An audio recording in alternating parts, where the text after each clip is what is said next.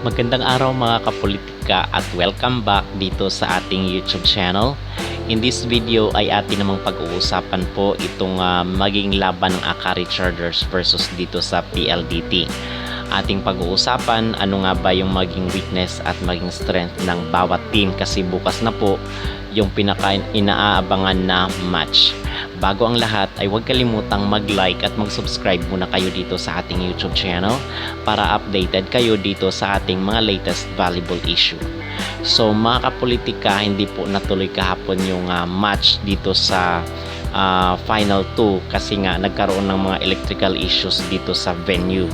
So na-move po itong maging laban ng Akari Chargers versus PLDT at the same time itong Creamline Cold Smasher versus sa Signal sa bukas Saturday, August 31. Okay, so napag-usapan natin sa ating mga last videos itong Signal versus Creamline Cold Smasher at yung mga maging kahinaan at maging kalakasan ng bawat team. But ngayon naman is ating pag-uusapan itong PLDT versus sa Akari Chargers. And dito mga kapolitika, ang maging schedule po para sa semis para sasalain yung Final 2 ay tomorrow po, August 31. So sa Saturday, which is August 31, is gaganapin po itong sasalain itong Final 2 mula dito sa apat na teams, which is gaganapin po sa SM Mall of Asia. At sa 2:30 PM na schedule is maglalaro itong Akari Chargers versus dito sa PLDT. At sa 4:30 PM is maglalaro din ang CCS or Creamline Cold Smasher versus dito sa Signal HD Spikers. At sa Monday naman, which is September 2, is maglalaro na po itong para sa bronze medal, which is gaganapin 4 PM at sa 6 PM naman is itong gold medal match. So ito po yung official na schedule dito sa patapos na PVL reinforcement. So ito na po yung patapos na schedule dito sa ating open conference. But ngayon mga kapolitika ay sa ating pag-uusapan itong Akari Chargers versus dito sa PLDT. So itong Akari Chargers is 8 yung naipanalo nila at wala pa po silang talo, no? At the same time itong PLDT naman is 6 yung kanilang 6 yung kanilang naipanalo, then 2 yung kanilang talo. But on the other hand is hindi mo pwedeng ma-small itong PLDT kasi nga doon sa kanilang last match is Cherry Tigo yung kanilang nakakalaban. So ang dito, ang sitwasyon ay hindi natansya ng Akari Chargers yung kailang makakalaban kasi nga wala silang nakalaban ng malakas na team dito sa Pool A. Okay, kasi doon sa quarterfinals ang nakalaban po nila is itong Farm Fresh Foxes na natalo nila in 4 sets. Okay, so basically is medyo mahina na team yung nakalaban nila doon sa quarterfinals, which is hindi nila na-measure yung maging kakayanan ng mga kalaban nila. But I think is napaghandaan naman ito ng Akari Chargers kasi naman yan yung pinag-aaralan na yung mga laro ng kailang mga kalaban noon pa. Okay, so dito sa side ng Akari Chargers, ang maging problema na nakikita ko dito mga kapolitika is kung maging off. Okay, kung magiging wala sa kondisyon itong maging laro ng kailang import na si Oli Ocaro. So ito yung dapat na paghandaan ng PLDT kasi dito pag nabantayan itong si Oli Ocaro, although meron naman silang mga local players na magagaling rin at talagang pupuntos rin, nagko-contribute rin naman talaga sa team. Okay, but hindi po yun enough kasi itong kagandahan kasi dito sa PLDT mga kapolitika is itong kailang import is parang consistent.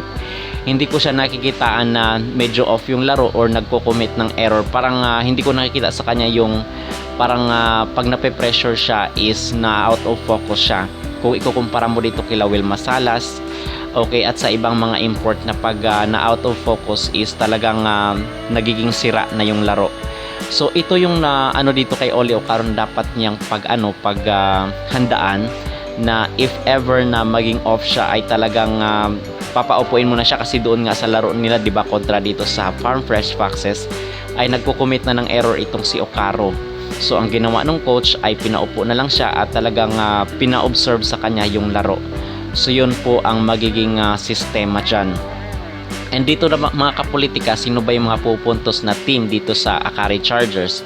Andyan si Sultones, andyan si itong si Laksina, at itong kailang middle blocker. So maraming dapat nabantayan itong PLDT dito sa Akari Chargers. And nakikita ko rin kasi dito maganda naman yung energy na pinapakita ng Akari.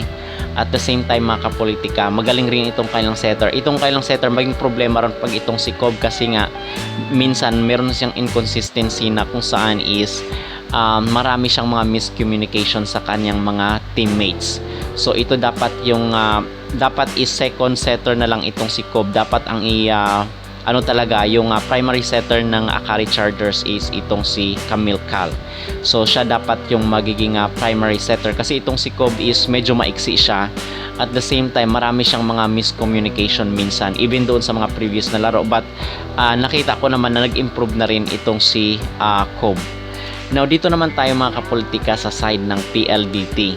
Okay, so ano ba yung magiging problema dito ng PLDT? Sa tingin ko naman is okay yung nagiging sistema base doon sa mga previous na laro ng PLDT. Is wala ako masyadong nakikitang malaking problema dito sa side ng PLDT. Okay, kasi itong kailang import is okay naman yung nakikitang performance. And in fact na natalo nila yung Cheritigo sa loob ng 5 sets, na kung saan doon sa 5 set ay medyo nawala ng momentum itong Cheritigo.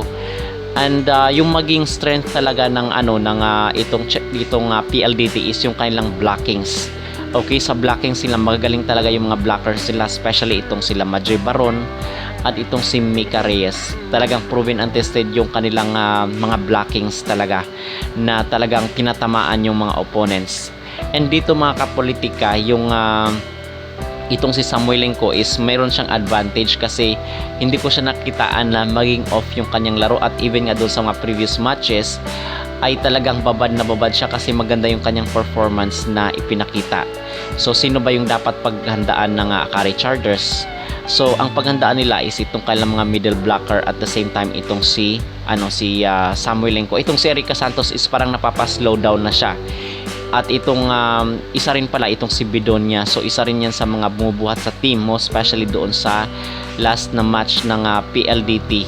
Okay, so itong si Bidonia, itong si Erica Santos, itong kailang mga middle blockers na si Baron, si Mika Reyes, at the same time itong kailang import na si Samuelenko. So ito dapat yung pagbantayan.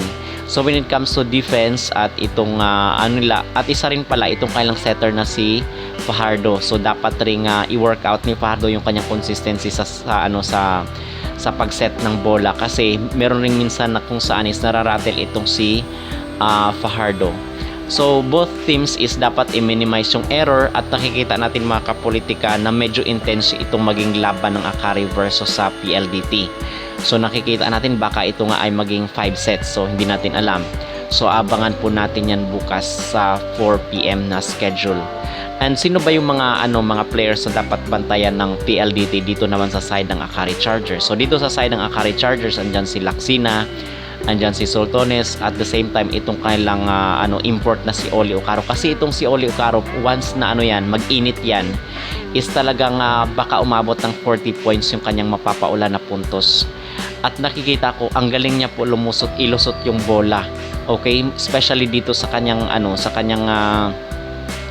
dito sa kanyang opposite hitter, na kung saan is talagang magaling siyang lumusot mga kapolitika. Nakita ko doon na sa mga sa mga previous na matches na siya talaga yung puntos na tumatapos dito sa mga matches. So ito yung dapat paghandaan ng PLDT rin, kasi magaling rin na and actually siya nga ang top 2 ata na best scorer dito sa PVL, kasi wala na itong si Marina Toshova. So siya na yung pumalit dito sa sa side ni Marina Toshova. Okay, so mga kapolitika, ito so far ang maging update. Again, tomorrow po ang semis. Saturday na po yan, August 31. Okay, so sa tingin nyo ba sino ang mananalo dito sa laban ng Akari Chargers versus dito sa PLDT? Mag-comment down below, at huwag kalimutang mag-like at mag-subscribe muna kayo para updated kayo dito sa ating mga latest issue.